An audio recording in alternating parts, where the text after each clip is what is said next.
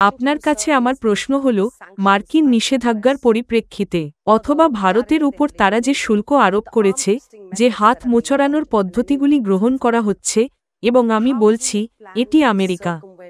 আপনি কিভাবে এই সমস্ত কিছু এড়াতে পরিকল্পনা করছেন? আপনি কি পিছু হটবেন নাকি আরও জোর দেবেন? Но мне кажется, что и Индия, আচ্ছা, весь мир আমার увидели. মনে হয় বিশ্ব Мы এবং видели, что ভারত по উভয়ই Индии দেখেছে যে ৭৭ বছর আগে ভারতের সাথে যেভাবে কথা বলতো সেভাবে কেউ কথা বলতে পারে না।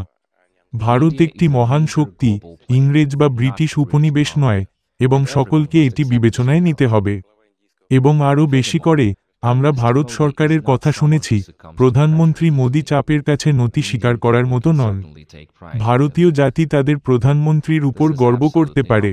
এটা একেবারে স্পষ্ট যে প্রধানমন্ত্রী মোদির দৃঢ় অবস্থান রয়েছে, যা অবশ্য সংঘাতমূলক নয়, এবং আমরাও কারো সাথে সংঘাতে জড়াবো না। আমরা কেবল আমাদের বৈধ স্বার্থ রক্ষা করার চেষ্টা করছি, এবং ভারত ঠিক এটাই করছে। বাধাগুলি কি? লেনদেন এবং অর্থপ্রদান আছে, কিন্তু আমাদের ৯০% এরও বেশি লেনদেন জাতীয় মুদ্রায় পরিচালিত হয়। অবশ্যই কিছু অসুবিধা আছে, কারণ মধ্যস্থতাকারী রয়েছে, তবে এর সমাধানও রয়েছে কারণ আমরা আর্থিক বার্তা ব্যবস্থার জন্য সিস্টেমগুলি ব্যবহার করতে পারি, যা আমরা ব্যাংক অফ রাশিয়া এবং আমাদের ভারতীয় প্রতিপক্ষদের দ্বারা অফার করেছি। এবং আমরা এই কাজটি অবিচলভাবে করছি, এবং যারা তৃতীয় পক্ষের অর্থনৈতিক কার্যক্রম সীমিত করার জন্য পদক্ষেপ নিচ্ছেন, শীঘ্রই বা পরে তাদের ক্ষতি হবে। এবং আমি মনে করি একবার এই বোঝাপড়া সম্পূর্ণরূপে স্থির হয়ে গেলে বাইরে থেকে চাপের এই অনুশীলনের অবসান হবে। তিনটি নির্দিষ্ট প্রশ্ন, স্যার। প্রথমত, কারণ অপারেশন সিন্ধু চলাকালীন রাশিয়া থেকে আমরা যে অস্ত্রগুলি অর্জন করেছিলাম তা আমাদের বিজয় অত্যন্ত গুরুত্বপূর্ণ প্রমাণিত হয়েছিল, এবং সেই কারণেই আমি আপনাকে বিশেষভাবে S-400 বিমান প্রতিরক্ষা ব্যবস্থা সম্পর্কে জিজ্ঞাসা করতে চাই। যে ৫টি S-400 অপেক্ষা করছে, আমরা কখন তা আশা করতে পারি? দ্বিতীয় প্রশ্নটি হল S-500 আরও উন্নত বিমান প্রতিরক্ষা ব্যবস্থা সম্পর্কে। এবং তৃতীয় প্রশ্ন, পঞ্চম প্রজন্মের যুদ্ধবিমান Su-57 আপডেট কি, স্যার? আচ্ছা, আপনি এই ক্ষেত্রে একজন বিশেষজ্ঞ। এটা যেন আমরা সামরিক ও প্রযুক্তিগত সহযোগিতার আলোচনার টেবিলে আছি। কিন্তু আপনি জানেন, যদি আমরা বিষয়টির দিকে একটু নজর দেই, তাহলে আমি আপনাকে বলবো যে ভারত আমাদের নির্ভরযোগ্য অংশীদারদের মধ্যে একটি, যার সাথে আমাদের সর্বোচ্চ স্তরের আস্থা রয়েছে।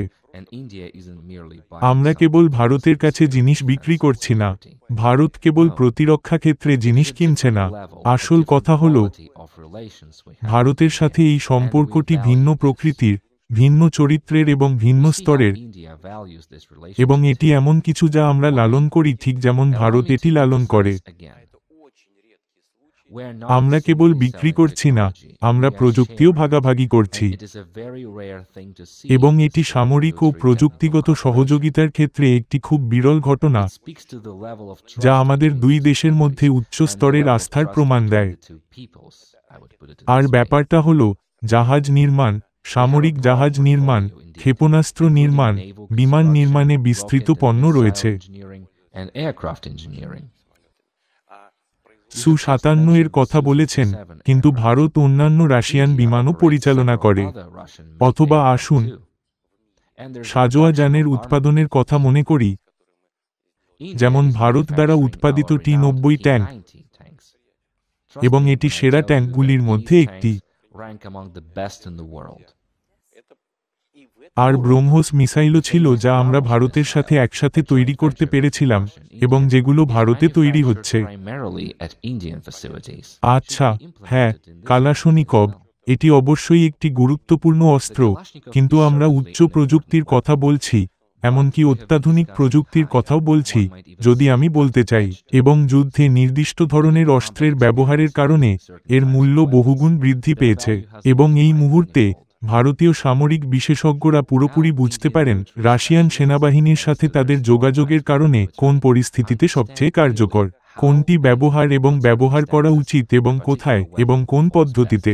এবং এটি আমাদের সামরিক বাহিনী এবং বিশেষজ্ঞদের জন্য অত্যন্ত গুরুত্বপূর্ণ এবং রাশিয়ান পক্ষ এবং ভারতীয় পক্ষ উভয়ের পক্ষেই এই বোঝাপড়া রয়েছে।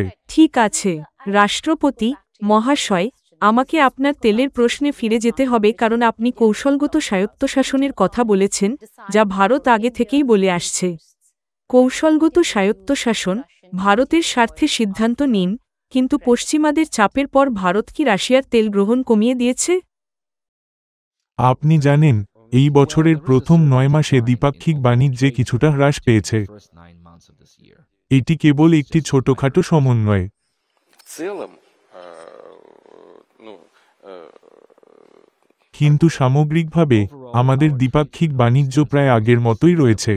сейчас не могу сказать вам точно по цифрам. আমি এখনই নির্দিষ্ট পরিসংখ্যান উল্লেখ করতে পারছি না মাসের পর মাস, কিন্তু হাইড্রোকার্বন এবং তেল ও তেলজাত পণ্যের বাণিজ্য, বিশেষ করে গ্রাহকদের জন্য ধীরে ধীরে করা হচ্ছে।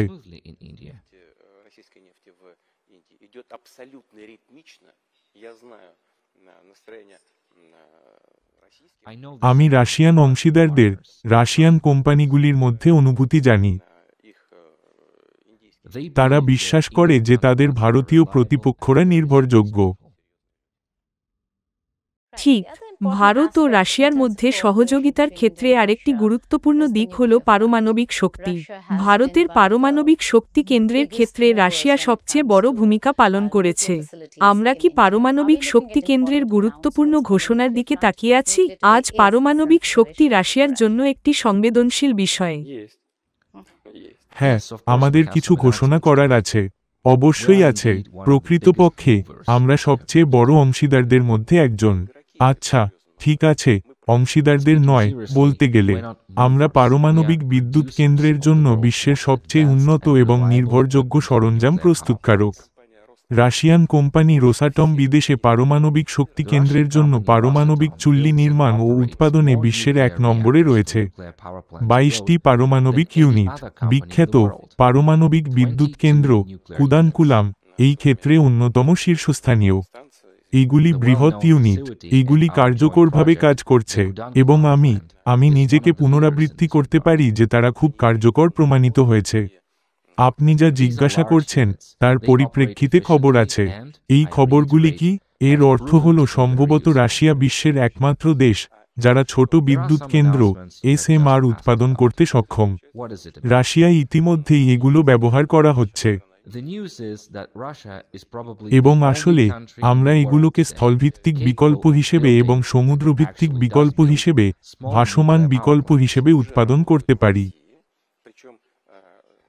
এটি একটি খুব ভালো সম্ভাবনা। কিছু নির্দিষ্ট এলাকার জন্য এটি খুব দক্ষতার সাথে ব্যবহার করা যেতে পারে যখন একটি বড় বিদ্যুৎ কেন্দ্র নির্মাণের প্রয়োজন হয় না। এবং পরে উৎপাদন সুবিধা থেকে গ্রাহকের কাছে ট্রান্সমিশন লাইন তৈরি করুন, এবং আপনি এই ধরনের SMR গুলি দূরবর্তী এলাকায় স্থাপন করতে পারেন।